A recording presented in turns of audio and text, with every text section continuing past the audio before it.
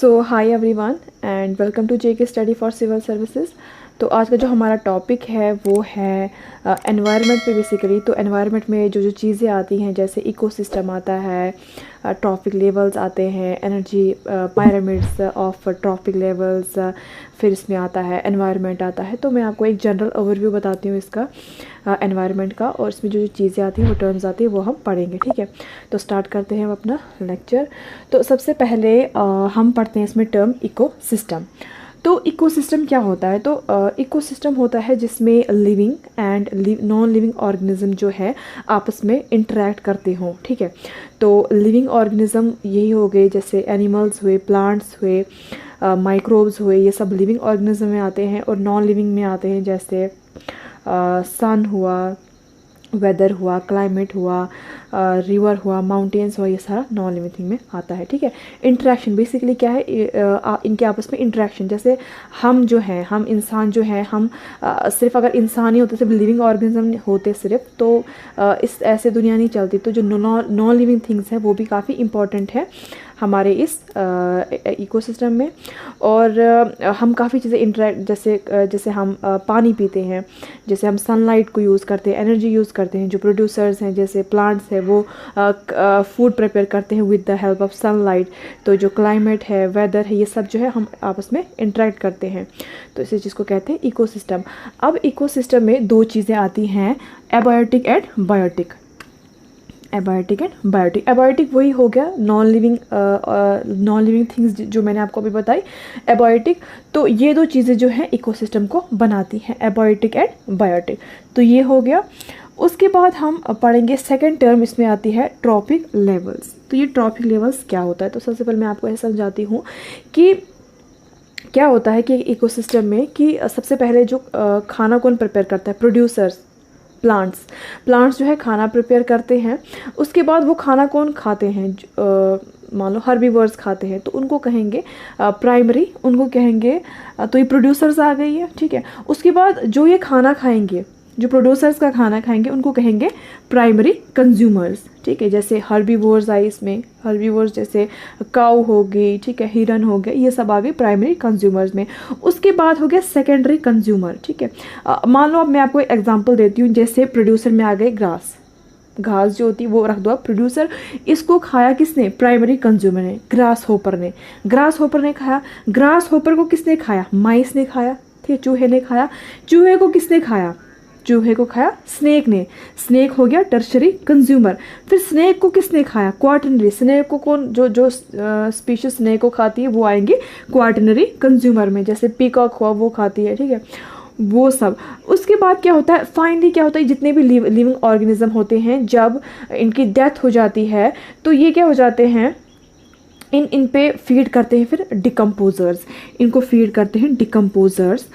तो जैसे बैक्टीरिया हो गया, फंजाई हुआ, ये जो है इस पे डेड एंड डिके जो लिविंग मैटर है इस पे फीड करते हैं। तो ये भी जो है एक पार्ट है ट्रॉपिक लेवल्स का। अब आपको समझ में आया कि किस तरह से साइकिल चलता है, और इसी जो चेन की जो प्रोसेस में है जो एनर्जी एक जगह से दूसरी जगह पे ट्रांसफ़र होती है। उसके बाद हो गया ये उसके बाद हम पढ़ेंगे पिरामिड ऑफ ट्रॉपिक लेवल्स। तो ये क्या चीज़ है? ये समझो एक पिरामिड, आपको पता है पिरामिड इसको कहते हैं जो इस शेप का होता है, इसको बोलते हैं पिरामिड। तो पिरामिड ऑफ ट्रॉपिक लेवल्स ये समझ लो एक ग्राफिक रिप्रेजेंटेशन है।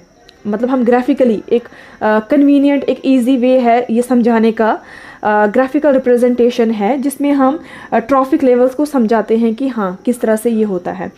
अब इसमें तीन चीज़ें आएंगी, फिर आपको समझ में आएगा कि मैं क्या बात कर रही हूँ। इसमें हम पढ़ेंगे पिरामिड ऑफ नंबर्स, ठीक है, पिरामिड ऑफ बायोमास और पिरामिड ऑफ एनर्जी। तो इन तीन चीज़ों के पिरामिड्स बनते हैं। तो क्या होता है, तो इस तरीके का ये होता है कुछ पिरामिड। सबसे जो बेस होती है इसकी, इसमें प्रोड्यूसर्स हम लिखते हैं, फिर प्राइमरी कंज्यूमर, सेकेंडरी कंज्यूमर, फिर टर्शरी कंज्यूमर, जिसकी मैंने आपको अभी एग्जांपल बताई। अब अगर हम बात करेंगे पिरामिड ऑफ नंबर्स की, इसका मतलब हम बात कर रहे हैं कि अगर हम नंबर की बात करें, सिंपली में हम नंबर की बात करें, जैसे ये मैं आपको एग्जांपल देती हूँ, जैसे ग्रास है।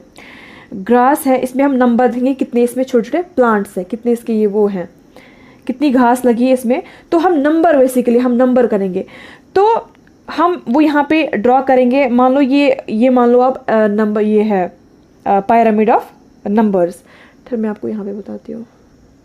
तो मैं आपकी इसकी पायरामिड बनाती हूँ, पायरामिड ऑफ नंबर्स का। तो मैं आपको ऐसे बताती हूँ, एक सेकेंड। तो सबसे पहले हम जो सबसे ज़्यादा हैं तो उसका हम बना लेंगे। ये रख लो आप प्रोड्यूसर्स ग्रासेस, ठीक है। ये हो गए प्रोड्यूसर, मान लो घास, ठीक है।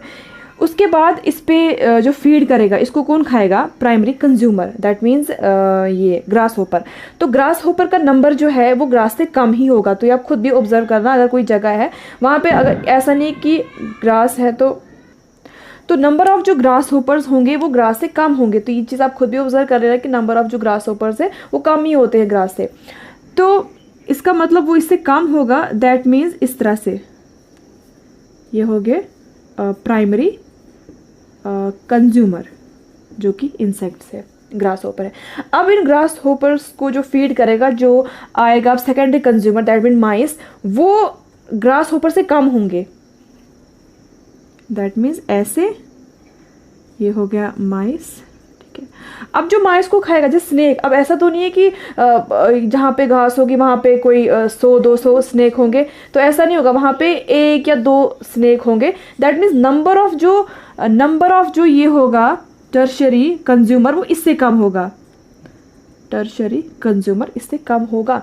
तो अब इस टर्शरी कंज्यूमर को जो खाएगा पीकॉक जो होगा, तो ऐसा नहीं कि पीकॉक का भी नंबर बहुत ज़्यादा होगा इस एरिया में। तो ये डिपेंड करता है बेसिकली कि अगर हम नंबर्स की, मैंने आपको एग्जांपल बताई, इस एग्जांपल में ऐसा हो रहा है। ज़रूरी नहीं है कि पायरामिड ऑफ नंबर्स में हर जो अलग अलग जो मान लो एक्वेटिक का अगर मैं लूँगी या फिर बाकी किसी दूसरी जगह का लूँगी तो उसमें अलग हो सकता है, उसमें वेरी कर सकता है। बट जो मैं एग्जांपल ले रही हूँ वो मैं, तो उसमें क्या होगा, पीकॉक का जो नंबर है वो उससे कम हो सकता है, या अगर ज़्यादा हो गया उस जगह का तो वो ज़्यादा आएगा। तो ये कैसे बनेगा? ये बनेगा इस तरह से अपराइट ऐसे।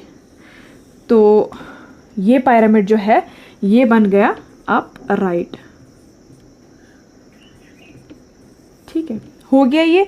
अब है number second pyramid of biomass. तो हो गया ये पायरामिड ऑफ नंबर्स। अब हम आते हैं सेकंड पायरामिड ऑफ बायोमास पे। इस पे क्या होता है, इस पे मैंने एक एग्जांपल दी कि एक ट्री है। पहले मैं आपको बताती हूँ बायोमास क्या है।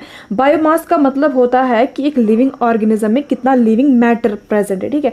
एक एग्जांपल मैं आपको देती हूँ, अगर एक ब्लू व्हेल है उसका बायोमास ज़्यादा है एक छोटी सी मछली के मुकाबले।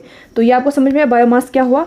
तो मैंने एग्जांपल दी, एक ट्री है उसके ऊपर बर्ड्स रह रहे हैं, ठीक है। उन बर्ड्स के ऊपर पैरासाइट रह रहे हैं, क्योंकि बर्ड्स के ऊपर पैरासाइट हो सकते हैं और उन पैरासाइट्स के ऊपर भी हाइपर पैरासाइट हो सकते हैं।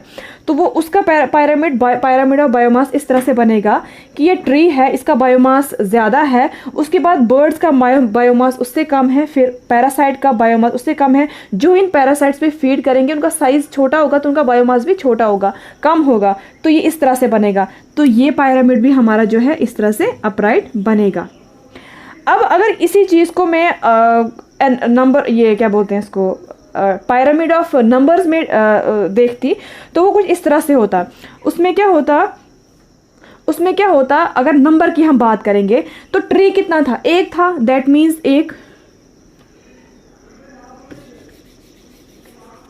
ये देखो, ये जो है ट्री ये एक था, दैट मीन्स ये इसका यहाँ से साइज छोटा। फिर बर्ड्स, नंबर ऑफ बर्ड्स कितने होते? उससे ज़्यादा होते। तो नंबर ऑफ पैरासाइट उससे ज़्यादा होता ऐसे। तो नंबर ऑफ हाइपर पैरासाइट जो है उससे ज़्यादा होते, क्योंकि अगर एक बर्ड है उसके ऊपर एक पैरासाइट तो नहीं हो सकता ना, उस पर 4, 5, 10 ऐसे पैरासाइट हो सकते हैं। तो नंबर वाइज जो है ये इस तरह से पायरामिड बनेगा। तो ये पायरामिड हमारा क्या बना? इन्वर्टेड। Yes, inverted. ये बना इन्वर्टेड। मैंने आपको कहा कि ये डिपेंड करता है ये किस टाइप के इकोसिस्टम में होगा, तो उस तरह से ये पायरामिड बनता है। हो गई। तो अब आते हैं, तो नंबर थर्ड है पायरामिड ऑफ एनर्जी। तो क्या होता है, पायरामिड ऑफ एनर्जी हमेशा ही अपराइट ही रहेगा, क्योंकि जो बेस है, जैसे प्रोड्यूसर से लेकर फिर कंज्यूमर, फिर टर्शरी कंज्यूमर, तो एनर्जी जो है लॉस्ट होती रहेगी। जितनी एनर्जी इनके पास होती है, प्रोड्यूसर्स के पास होती है, उतनी एनर्जी कंज्यूमर के पास नहीं होती है फिर, क्योंकि वो लॉस्ट हो जाती है। ठीक है, जैसे अगर मैं आपको एग्जांपल दूं, तो ये मैंने आपको बता दी एक्वाटिक इकोसिस्टम की एग्जांपल। तो इसमें क्या होता है, पहले हम देखते हैं फाइटोप्लैंक्टन्स। फाइटोप्लैंक्टन्स क्या होते हैं, ऑटोट्रॉफ्स होते हैं। ये फूड प्रिपेयर करते हैं with the help of sunlight. ये सनलाइट को ट्रैप करते हैं, एनर्जी इन्होंने ट्रैप कर दी, तो इन्होंने अपना खाना बनाया। उसके बाद अगर आप देखोगे नंबर, ये जो जू प्लैंक्टन्स जो हैं कम होते हैं फाइटोप्लैंक्टन से। जो फिश होती है वो उससे कम होती है जू प्लैंक्टन से, और जो फिर शार्क से उससे कम। क्योंकि क्या होता है कि अगर आप देखोगे एक साल में, अगर आप देखोगे ये जो फाइटोप्लैंक्टन है, इनकी अगर आप ग्रोथ देखोगे, ये बहुत ज़्यादा रिप्रोड्यूस करेंगे, इनकी ग्रोथ बहुत ज़्यादा होगी, क्योंकि इनके पास एनर्जी है। वहीं पे अगर साइड बाय साइड अगर आप फिश देखोगे, उसका आप रिप्रोडक्शन रेट देखोगे, उतनी ज़्यादा नहीं है, क्योंकि ये जो फाइटोप्लैंक्टन है इनके पास एनर्जी ज़्यादा है, तो ये ज़्यादा जो है रैपिडली ग्रो करेंगे कंपैरेटिवली टू फिश। उसके बाद ये जो मैं आपको बता रही हूँ, ये मैं बता रही हूँ पायरामिड ऑफ एनर्जी। इसमें बता रही हूँ कि एनर्जी जो है वो लॉस्ट हो जाती है, एनर्जी यहाँ से लॉस्ट हो जाती है, मतलब एनर्जी इसके पास ज़्यादा है, फिर उसके बाद कम होकर इसके पास, फिर इससे कम इसके पास, फिर जो लास्ट जो यहाँ पे है इसके पास सबसे ज़्यादा कम एनर्जी है। तो ये भी जो है किस तरह का बनेगा, अपराइट। तो ये पायरामिड जो हमारा अपराइट आएगा। तो ये हो गया about pyramid of trophic levels. तो अब हम देखते हैं, तो फिर आता है law of conservation of energy. इसमें यही जो मैंने आपको अभी चीज़ बताई कि जो एनर्जी है वो लॉस्ट हो जाती है in the form of heat, तो आगे आगे जाके ये कम होती है। तो एनर्जी फ्लो, तो एनर्जी फ्लो में मैंने आपको बताया कि किस तरह से एक जो चेन है, किस तरह से जो एनर्जी है वो फ्लो होती है यूनिडायरेक्शन वे में। उसके बाद आता है फूड चेन। फूड चेन भी यही हुआ कि कौन किसको खा रहा है, तो यही होता है फूड चेन। ये मैं जैसे अभी मैंने आपको एग्जांपल बताई, एक जो ग्रास है, इसको कौन खा रहा है, इसको खा रहा है ये क्या बोलते हैं इसको, ग्रास होपर को खा रहा है माइस, तो माइस को खा रहा है स्नेक को खा रहा है पीकॉक। तो ये फूड चेन है। तो ये अलग अलग, ये मैंने आपको अभी एक एग्जांपल दी, बहुत सारी एग्जांपल्स हैं जिसमें आपको फूड चेन। तो फूड वेब क्या होता है, ये थोड़ा कम्प्लेक्स होता है इससे ज़्यादा।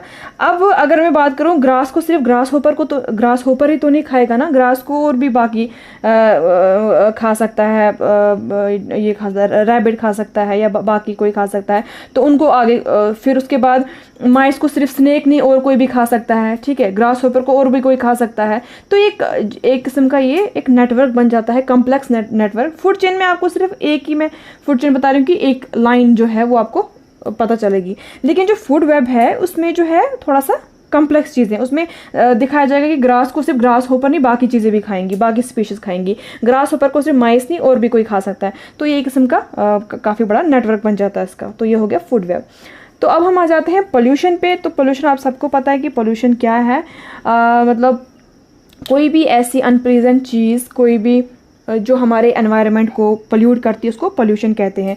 तो इसमें जो आता है एयर पोल्यूशन, वैसे तो बहुत सारे आते हैं, बट इसमें मैं आपको उतना डिटेल में तो नहीं बताऊंगी, बट जो इम्पॉर्टेंट है एयर पोल्यूशन जो है वो किससे होता है, वो आर्टिफिशियल जो जैसे व्हीकल्स से, इंडस्ट्रीज से, फैक्ट्रीज से, उससे भी होता है, और नेचुरल जो प्रोसेस है उससे भी, जैसे वॉल्केनो हो गया, कभी फॉरेस्ट को आग लग गई, उसकी वजह से भी पोल्यूशन हो सकता है। फिर आता है ओजोन लेयर डिप्लीशन। जो ओजोन लेयर है ये हमें बचाती है अल्ट्रा वायलेट रेज से, लेकिन जो बहुत सारे जो जैसे यहाँ से क्लोरोफ्लोरोकार्बन्स जो रिलीज़ होते हैं, क्लोरोफ्लोरोकार्बन जो हमारे जो रेफ्रिजरेटर्स है वहाँ से भी रिलीज़ होते हैं, तो ये जो है यहाँ इसके साथ रिएक्ट होता है ओजोन के साथ, और ये चीज़ इसको डिप्लीट करती है, ठीक है। तो ये भी काफ़ी कंसर्न की चीज़ है कि ओजोन लेयर डिप्लीशन। उसके बाद आता है बायोडिग्रेडेशन। तो बायोडिग्रेडेशन क्या है? इस देखो क्या होता है, जितना भी वेस्ट होता है हमारे एनवायरनमेंट में, हम क्या करते हैं, उसको हम सीधे उसको आग लगा देते हैं और जला देते हैं, बट उससे क्या होता है, पोल्यूशन और क्रिएट होता है। लेकिन एक और अल्टरनेटिव वे है, एक हेल्दी वे है, एक हाइजीनिक वे है कि मतलब वेस्ट जो है डिग्रेड भी हो जाए और उसकी वजह से पोल्यूशन भी ना हो। तो इस फील्ड में आगे कौन आते हैं? जो बैक्टीरिया यूज़ किया जाता है, यीस्ट यूज़ किया जाता है और फंजाई यूज़ किया जाता है। एक वेस्ट जो होता है तो उसको वो डिग्रेड करते हैं, वो बेसिकली वो उसको कंज्यूम करते हैं अपने फ़ायदे के लिए। तो उससे क्या होता है कि जो एनवायरनमेंट में पोल्यूटेंट है या फिर कोई वेस्ट है वो भी ख़त्म हो जाता है। तो आजकल बहुत ज़्यादा एडवांस में मतलब जेनेटिकली इंजीनियर्ड माइक्रो ऑर्गेनिज्म जो है लाए गए हैं ताकि इफ़ेक्टिव वे में जो है ये डिग्रेड हो सके जितना भी ये वेस्ट है। और बहुत सारे हैवी मेटल्स होते हैं जो काफ़ी मतलब हार्मफुल होते हैं मैनकाइंड के लिए, तो उनको भी वो डिग्रेड करते हैं।